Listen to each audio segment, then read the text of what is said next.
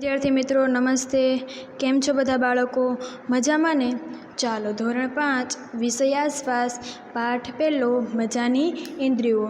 એમાં આપણે આગળ ઘણા બધા પક્ષીઓ અને પ્રાણીઓની ઇન્દ્રિયો વિશે આપણે ભણ્યા કે કોઈ પણ પક્ષી પ્રાણી છે તો એ એકબીજાને કઈ રીતે ઓળખે છે. અને આગળ છેલ્લે આપણે જોયું કે કયા પ્રાણીઓના કાન તમારા કાન કરતાં મોટા છે, એ આપણે લાસ્ટમાં ભણ્યા હતા. ચાલો આગળ અહીં પ્રવૃત્તિ કરવાની છે. હું અહીંયા તમને સમજાવતી જઈશ પ્રવૃત્તિ અને તમારે આ સાથે જ કરતું જવાનું રહેશે. ચાલો અહીંયા પહેલાં કીધું છે કે આ પ્રવૃત્તિ માટે તમારી શાળામાં શાંત જગ્યા શોધો. તમારે અત્યારે શાળાએ આવવાનું પોસિબલ નથી, એટલા માટે તમારે શું કરવાનું છે કે તમારે તમારા ઘરમાં જ કોઈ શાંત જગ્યા શોધવાની છે અને પછી તમારા મિત્રને થોડા અંતરે દૂર ઊભો રહેવાનું કહેવાનું અને તેને ધીમેથી કંઈક બોલવાનું કહેવાનું છે અને બાકીના બધાએ સાવધાનીપૂર્વક સાંભળવાનું. પછી બીજી વાર શું કરવાનું છે કે તમારે તમારા કાન તમારા હાથની પાછળ મૂકવાના છે. જે રીતે તમને અહીંયા ચિત્રમાં દેખાય છે કે એક છોકરીએ પોતાના હાથ પોતાના કાનની પાછળ મૂકેલા છે, તો તમારે પણ એ જ રીતે તમારા હાથ તમારા કાનની પાછળ મૂકવાના છે અને ફરીથી તમારો જે મિત્ર દૂર ઊભો છે એને કશુંક બોલવા માટે કહેવાનું છે. આ બંને પરિસ્થિતિમાંથી તમને કઈ પરિસ્થિતિમાં સૌથી વધારે અવાજ સંભળાય છે એ તમારે અનુમાન કરવાનું રહેશે. આગળ છે કે તમારા હાથ તમારા કાન ઉપર રાખો અને કંઈક કહો. શું તમે તમારો પોતાનો અવાજ સાંભળી શકો છો? હવે શું કરવાનું છે કે તમારે તમારા હાથ તમારા કાનની ઉપર મૂકવાના છે અને પછી તમારા મિત્રને ફરીથી કંઈક બોલવાનું કહેવાનું છે. આ બંને પ્રવૃત્તિમાંથી તમે કઈ પ્રવૃત્તિમાં સૌથી વધારે અવાજ સાંભળી શકો છો એ તમારે અનુમાન લગાવવાનું રહેશે. આગળ અહીંયા તમને એક ચિત્રમાં તમે જોઈ શકો છો કે એક જે છોકરો છે એ શું કરે છે કે તો કે પોતાની બેન્ચ પર પોતાના કાન અડાડેલા છે અને હાથ દ્વારા ધીમેકથી અવાજ કરે છે. તો એ પ્રવૃત્તિ જોઈએ પહેલાં આપણે કે પાટિયા નજીક બેસો, પાટિયા પર એક વખત હાથથી અવાજ કરો અને સાવચેતીપૂર્વક સાંભળો. હવે ચિત્રમાં બતાવ્યા મુજબ કાન પાટિયા પર મૂકો, પાટિયા પર ફરી હાથથી અવાજ કરો, ફરીથી સાંભળો અને અવાજમાં કોઈ તફાવત સંભળાય છે? શું કરવાનું છે કે તમારે કોઈ પાટિયાની નજીક બેસવાનું છે, બરાબર, અને હાથથી પાટિયા પર અવાજ કરવાનો છે અને પછી બીજી વાર કે તમારો કાન તમારા પાટિયા પર મૂકવાનો છે અને ફરીથી પાછું હાથથી તમારે અવાજ કરવાનો છે. તો આ બંને પ્રવૃત્તિમાંથી તમને કઈ પ્રવૃત્તિમાં સૌથી વધારે અવાજ સંભળાય છે એ તમારે અનુમાન કરવાનું છે. આગળ છે કે સાપ આવી રીતે સાંભળે છે.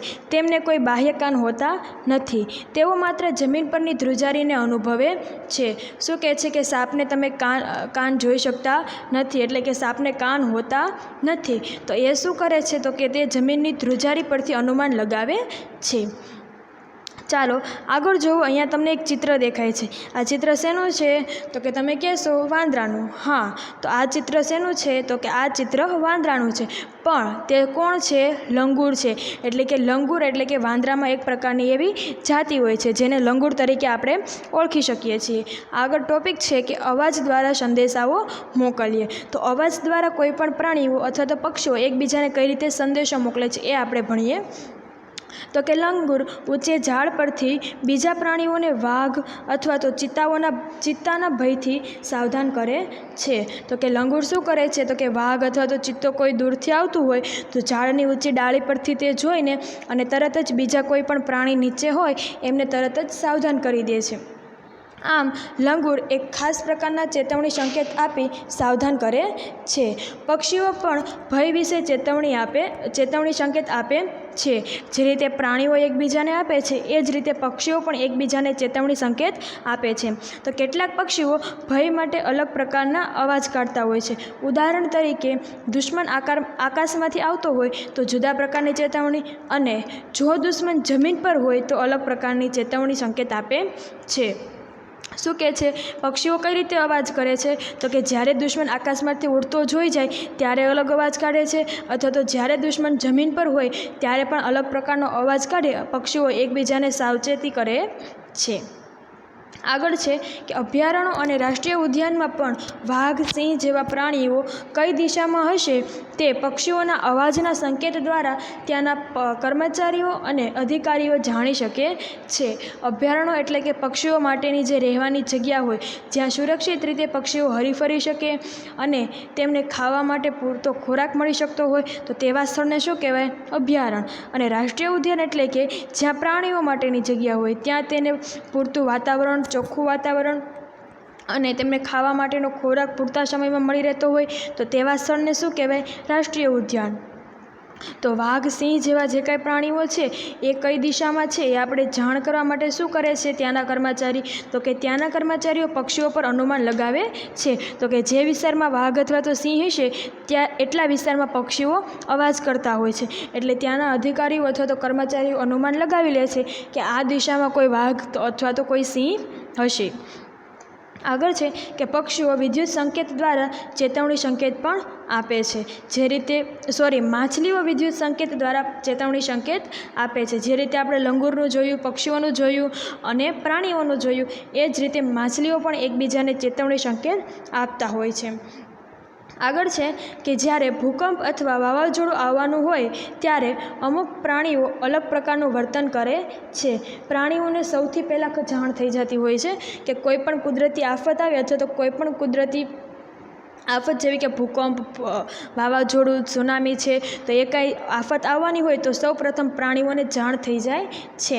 તો જંગલની આસપાસ રહેતા માણસો પ્રાણીઓના આ વર્તનનું અવલોકન કરી ભય વિશે જાણી લે છે. તો જંગલમાં જે કાંઈ આદિવાસીઓ રહેતા હોય છે, ત્યાંના કોઈ પણ માણસો હોય એ શું કરે? એ પ્રાણીઓ સાથે રહેવાની તેમને આદત હોય છે. તો એ પ્રાણીઓના અવાજ પરથી અનુમાન લગાવી લે છે કે અહીં કોઈ કુદરતી આફત આવી છે અથવા તો કોઈ દુશ્મન તેમનો આવ્યો છે અથવા તો તે ભૂખ્યા થયા છે કે નહીં. તો એ બધું પ્રાણીઓના અવાજ પરથી તેઓ ઓળખી જતા હોય છે. આગળ છે કે 2004માં અંદમાન ટાપુના જંગલની અમુક આદિજાતિઓએ પ્રાણીઓના અલગ પ્રકારના વર્તનને જોયું. તેઓએ કોઈ ભયનું અનુમાન કર્યું, જેથી તેઓ ટાપુની સલામત જગ્યાએ જતા રહ્યા. શું કહે છે કે 2004માં અંદમાન ટાપુ જે છે, જે જંગલ વિસ્તાર છે, ત્યાં આદિજાતિઓ એટલે આદિમાનવો જે કંઈ રહેતા હતા એણે અચાનક જ પ્રાણીઓમાં અલગ પ્રકારનું વર્તન જોયું. હવે એ વર્તન કેવું હતું? તો કે અચાનક જ મોટા અવાજે બોલવા લાગ્યા અથવા તો મોટા અવાજો કરવા લાગ્યા, આમ તેમ ભાગવા લાગ્યા. તો આદિજાતિઓએ અચાનક જ વિચાર્યું કે આ પ્રાણીઓ અચાનક કેમ આવું વર્તન કરે છે. પછી એ લોકોએ અનુમાન લગાવ્યું કે નક્કી કોઈ કુદરતી આફત આવવાની છે. એટલે એ આદિમાનવો તે જગ્યા છોડીને બીજી જગ્યાએ જતા રહે છે. થોડીવારમાં ટાપુને સુનામીનો ફટકો લાગ્યો, પરંતુ આ લોકો બચી ગયા. થોડીવારમાં તેઓએ જોયું તો ત્યાં જ સુનામી આવી અને આ જે કાંઈ લોકો ત્યાંથી બીજી જગ્યા પર જતા રહ્યા હતા એ લોકો બચી ગયા. તો આ લોકોને કોણે બચાવ્યા? વિચારો તો તમે. તો ત્યાં જે જંગલમાં પ્રાણીઓ રહેતા હતા એને. કયા કારણથી? તો કે પ્રાણીઓને સૌથી પ્રથમ ખબર પડી જાય છે કે અહીં કોઈ કુદરતી આફત આવવાની છે. ચાલો આગળ આપેલું છે કે ડોલ્ફિન પણ એકબીજાને સમાચાર આપવા અલગ પ્રકારનો અવાજ કરે છે. વૈજ્ઞાનિકોનું માનવું છે કે પ્રાણીઓને તેમની પોતાની ખાસ વિશેષ ભાષા હોય છે. વૈજ્ઞાનિકોએ એવું માનવું છે કે દરેક પ્રાણીઓને પોતાની ખાસ ભાષા હોય છે. દરેક પ્રાણી એક સરખા અવાજમાં અથવા તો એક સરખી ભાષામાં બોલતા નથી. બધા પ્રાણીઓને પોતાની અલગ અલગ ભાષા હોય છે. ચાલો આગળ તમને અહીં પ્રશ્ન આપેલા છે કે શું તમે પ્રાણીઓના અવાજ સમજી શકો છો? કયા એવા કયા પ્રાણી છે જેમનો અવાજ તમે સમજી શકો છો? તો કે એવા કયા પ્રાણી છે? તો કે ગાય છે, કૂતરો છે, એ પ્રાણીઓના અવાજ તમે સમજી શકતા હોય છે. ઘણીવાર જોજો કે આપણા ઘર આગળ કૂતરો હોય અને કોઈ પણ અજાણ્યો માણસ આવ્યો હોય તો કૂતરો તરત જ ભસવા લાગે છે. તો તમે તરત જ અનુમાન કરી શકો કે નક્કી કોઈ અજાણ્યો વ્યક્તિ આપણા ઘર પાસે આવ્યો છે. તો આ પ્રાણી જે છે એ આપણો અવાજ સમજી શકે છે. તો આ સિવાય બીજા કયા પ્રાણીઓ એવા છે કે જે તમારો અવાજ સમજી શકતા હોય છે? એ તમારે પ્રશ્ન હોમવર્કમાં લખવાનું રહેશે. આગળ બીજો પ્રશ્ન છે કે શું કેટલાક પ્રાણીઓ તમારી ભાષા સમજે છે? કયા પ્રાણીઓ? એવા કયા પ્રાણીઓ છે જે તમારી ભાષા સમજે છે? તમે તો એની ભાષા સમજી શકો છો, પણ તમારી ભાષા સમજે એવા કયા પ્રાણીઓ છે? વિચારો તો ગાય છે, કૂતરો છે, બિલાડી છે, એ તમારી ભાષા સમજી શકે છે. કઈ રીતે? કે તમારા ઘર આગળ જોજો ક્યારેક ગાય આવી હોય તો તમે એને ગાય ગાય ગાય એવી રીતે કહીને બોલાવશો તો તરત જ તે તમારી પાસે આવશે. એનો મતલબ એવો કે એ તમારી ભાષા સમજી શકે છે. તો તો આના સિવાયના બીજા કયા એવા પ્રાણીઓ છે જે તમારી ભાષા સમજે છે? તો તમારે એના જવાબ હોમવર્કમાં લખવાનો રહેશે. ચાલો આગળ છે કે અવાજ સાથે કહો. હવે અહીંયા પાછી એક પ્રવૃત્તિ કરવાની છે. શું છે આ પ્રવૃત્તિ? બધા માટે ફરજિયાત નથી, જે લોકોએ કરવી હોય એના માટે છે. ફરજિયાત આ પ્રવૃત્તિ છે નહીં. પક્ષીઓ અને ડોલ્ફિનની જેમ તમે પણ તમારી પોતાની સમાચાર આપવાની અવાજની ભાષા બનાવી શકો છો. યાદ રાખજો કે તમારે તમારા મિત્ર સાથે ફક્ત અવાજથી જ વાત કરવાની છે, શબ્દથી નહીં. તમે ક્યારે અને કેવી રીતે ચેતવણી સંકેત આપવાની જરૂર પડશે. ઉદાહરણ આપેલું છે કે ઉદાહરણ તરીકે જ્યારે શિક્ષક વર્ગખંડમાં આવે છે ત્યારે શું કહે છે કે તમારે પણ તમારા મિત્રની સાથે જે રીતે પક્ષીઓ છે, ડોલ્ફિન છે, પ્રાણીઓ છે, એ બધા એકબીજા સાથે અવાજથી વાત કરે છે, એ જ રીતે તમારે પણ અવાજથી જ વાત કરવાની છે. તમારે શબ્દોનો ઉપયોગ કરવાનો નથી. ઉદાહરણ તમને આપેલું છે કે જ્યારે શિક્ષક વર્ગખંડમાં આવે ત્યારે તમારા બીજા મિત્રને જાણ કરવા માટે તમારે કેવા ખાસ પ્રકારનો અવાજ કરવો. આગળ છે જાગવું અને ઊંઘવું. તો કેટલાક પ્રાણીઓ અમુક ઋતુમાં લાંબી ગાઢ નિંદ્રામાં જતા રહે છે, પછી તેઓ ઘણા મહિનાઓ સુધી દેખાતા નથી. તમે ક્યારેય વિચાર્યું છે કે દેડકાઓ છે તો એ ચોમાસાની ઋતુમાં જ શા માટે દેખાય છે? શિયાળામાં કે ઉનાળામાં તેઓ ક્યાં જતા હશે? તે કેમ શિયાળામાં અને ઉનાળામાં નથી દેખાતા? તમે ક્યારેય વિચાર્યું છે? આગળ છે કે ઠંડીની ઋતુમાં તમે ગરોળીઓને ઘરમાં જોઈ શકતા નથી. શું તમે નોંધ્યું છે કે તેઓ ક્યાં જતી રહે છે? તમે શું વિચારો છો? તમે ક્યારે એવું નોંધ્યું કે શિયાળાની ઋતુમાં તમને ક્યારેય ગરોળી દેખાતી નથી? તો એવું શા માટે? તમે જોજો ચોમાસાની ઋતુમાં સૌથી વધારે ગરોળી જોવા મળે છે. શા માટે? કારણ કે તેઓ ચોમાસાની ઋતુમાં ખૂબ જ જીવડા હોય, આજુબાજુ આપણી દિવાલ પર જીવજંતુ ચોંટેલા હોય છે, તો ગરોળી આ જીવજંતુનો ખોરાક તરીકે ઉપયોગ કરતી હોય છે. ચાલો આગળ છે, અહીંયા જુઓ તમને પાછું એક ચિત્ર આપેલું છે. તો આને જોતાં પણ તમે તરત જ એમ જ કહેશો કે આ કયું પ્રાણી છે? તો કે વાંદરો. પણ એ વાંદરો છે નહીં. એ શું છે? સ્લોથ છે. તો સ્લોથ વિશે આપણે ધોરણ 4માં પણ ભણ્યા હતા કે સ્લોથ ક્યાં રહે છે? તો કે સ્લોથ ઝાડની ઊંચી ડાળીઓ પર રહે છે. બરાબર. તો ચાલો એના વિશે ભણીએ. તે રીંછ જેવું લાગે છે પણ તે રીંછ નથી. તે કોણ છે? તે સ્લોથ છે. તે દિવસના આશરે 18 કલાક વૃક્ષની ડાળી પર ઊંધા લટકી ઊંઘવામાં વિતાવે છે. સ્લોથ કેટલી કલાક માટે ઊંઘે છે? તો કે 18 કલાક માટે ઊંઘે છે. બરાબર. તો 18 કલાક તે ઊંઘે છે, પણ કઈ રીતે? તો કે ઝાડની ઊંચી ડાળીઓ પર અને ઊંધા લટકીને સૂવે છે. સ્લોથ જે વૃક્ષ પર રહે છે તેના પર્ણો ખાય છે.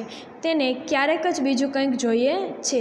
સ્લોથ મોટે ભાગે શું ખાય છે? તો કે જે વૃક્ષ પર તે રહે છે તેના જ પર્ણો ખાય છે. એને ક્યારેક જ કંઈક બીજું જોઈએ છે. જ્યારે તે એક વૃક્ષ પરથી પૂરતા પર્ણો ખાઈ લે છે, તે નજીકના વૃક્ષ પર જતું રહે છે.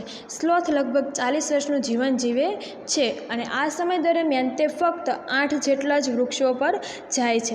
શું કહે છે કે સ્લોથ કેટલું જીવન જીવે છે? તો કે સ્લોથ 40 વર્ષનું જીવન જીવે છે અને આ સમય દરમિયાન તે મોટે ભાગે આખા જીવનકાળ દરમિયાન 8 જેટલા જ વૃક્ષો પર જાય છે અને ત્યાંના જ પર્ણો ખાય છે. અઠવાડિયામાં એક વખત તે પોતાની જાતને હળવું કરવા વૃક્ષની નીચે ઉતરે છે. આખા અઠવાડિયામાં તે એકાદી વાર જ વૃક્ષ પરથી નીચે ઉતરે અને પોતાના શરીરને હળવું કરીને પછી પાછો તે વૃક્ષ પર જતો રહે છે. ચાલો અહીંયા જુઓ, તમને પાછી આકૃતિ આપેલી છે, ચિત્ર આપેલા છે કે કયું પક્ષી અથવા તો કયું પ્રાણી કેટલા સમય માટે ઊંઘે છે. જુઓ તમને અહીંયા આપેલું છે કે સ્લોથનો જાગવા રહેવાનો સમય અને સ્લોથનો ઊંઘવાનો સમય. તો જેમાં તમને પહેલાં 3 ખાના છે એમાં જુઓ તમને ત્યાં એકદમ વ્હાઇટ કલર દેખાય છે, તેમાં કાળો કલર કરેલો નથી. તો જે સમય છે એ સ્લોથનો જાગવાનો સમય છે. મતલબ કે તમારે 24 કલાકના આધારે તમારે અનુમાન કરવાનું છે. બરાબર. તો એ જે 3 ખાના છે, મતલબ કે 3 ખાના એટલે કે તમારે 6 કલાક સમજવાની છે. 24 કલાકના આધારે આપણે ગણીએ તો 6 કલાક થાય. એટલે કે સ્લોથ 6 કલાક માટે જાગે છે અને બાકીના કલાકમાં તે ઊંઘે છે. આગળ છે કે જો તમારે સ્લોથનું રોજિંદુ જીવન ઊંઘવું અને જાગવું 24 કલાકની ઘડિયાળમાં બતાવવાનું હોય તો આ પ્રમાણે ઘડિયાળમાં જોવા મળે છે. હવે બાજુમાં આપેલું છે કે ગરોળીનું સ્લોથનું તમને અહીં દર્શાવેલું છે. હવે તમારે ગરોળીનું જોવાનું છે કે ગરોળી ઘરમાં જોવા મળતી ગરોળી માટે શિયાળામાં ઘડિયાળ કેવી રીતે બતાવશો. તો ગરોળી 4 કલાક માટે ઊંઘે છે. એટલે કે તમારે 2 ખાનામાં આમાં જે સ્લોથમાં જે રીતે કાળો કલર કરેલો છે એ જ રીતે તમારે કોઈ પણ 2 ખાનામાં કાળો કલર કરવાનો રહેશે. પણ એ જ્યારે તમારી પાઠ્યપુસ્તક તમારી પાસે આવશે ત્યારે એમાં આપણે ભણીશું. અને 2 કલાક સિવાય બાકીના જે કંઈ 22 કલાક છે એમાં ગરોળી જાગે છે. 4 કલાક માટે ગરોળી ઊંઘે છે અને બાકીના જે કંઈ 20 કલાક છે એમાં ગરોળી જાગે છે. તમારે 2 ખાનામાં તમારે કાળો કલર કરવાનો છે અને બાકીના ખાનામાં કરવાનો નથી. આગળ છે કે અહીં કેટલાક પ્રાણીઓના ઊંઘવાનો સમય આપ્યો છે. નીચે આપેલા દરેક ચિત્રને તેની નીચે તે દિવસના કેટલા કલાક ઊંઘે છે તે લખો. હવે શું કહે છે કે અહીંયા તમને બધું દર્શાવેલું છે. તમારે ખાલી ગણતરી કરવાની છે કે કેટલાક કલાક માટે તે ઊંઘે છે અને કેટલા કલાક માટે તે જાગે છે. હવે જુઓ ગાયની ઉપર જે તમને આકૃતિ દેખાય છે એમાં 2 ખાનામાં તમને કાળો કલર કરેલો છે. એટલે કે તમે 24 કલાકના આધારે ગણો તો એ 2 ખાનામાં 4 કલાક તમારે ગણવાની છે. એટલે કે ગાય 4 કલાક માટે ઊંઘે છે અને બાકીની 20 કલાક તે જાગે છે. બાજુમાં છે અજગર. તો અજગર 18 કલાક માટે ઊંઘે છે અને બાકીના 6 કલાક માટે તે જાગે છે.